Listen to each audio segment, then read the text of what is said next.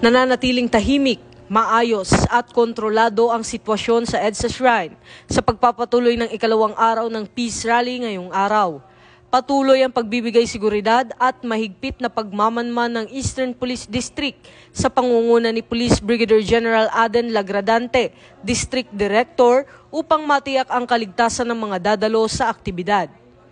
Ayon kay Police Major Cherilyn Agtarap, PIO ng EPD, nakadeploy ang sapat na bilang ng personnel ng Eastern Police District sa paligid ng EDSA Shrine upang bantayan ang daloy ng mga tao, matiyak ang kaayusan at maagapan ang anumang posibleng aberya.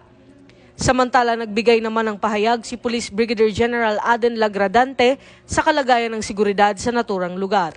Ang plan natin is for them to be deployed doon sa respective areas nila for 3 days. And just like today, nakikita natin na medyo maluwag pa. But regardless kung merong mga nag-assemble na or what, yung deployment natin ay according to our plan. Ang EPD is nandito lang, no? With our assigned area dito sa EDSA Shrine, and we are here purposely to see to it na yung ating public safety, yung traffic, and yung crowd control ay maayos.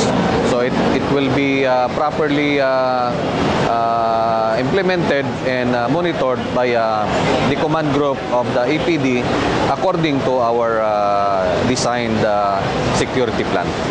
Yung monitoring natin tuloy-tuloy naman yan. Of course, we continue to monitor any information regarding doon sa assembly kasi yun nga ang trabaho natin. But as of now, wala pa naman. But our duty ay hanggang mamayang gabi pa. Sa ngayon, wala pang naitatalang insidente habang nagpapatuloy ang mapayapang pagtitipon. Tinitiyak ng Eastern Police District na mananatili silang nakahanda at nakaposisyon hanggat nagpapatuloy ang aktibidad upang protektahan ang publiko at mapanatili ang kapayapaan sa lugar. Mula rito sa EDSA Shrine, ako ang inyong PNN correspondent, Patrolman Don Rosas, alagad ng batas, tagataguyod ng Balitang Pulis.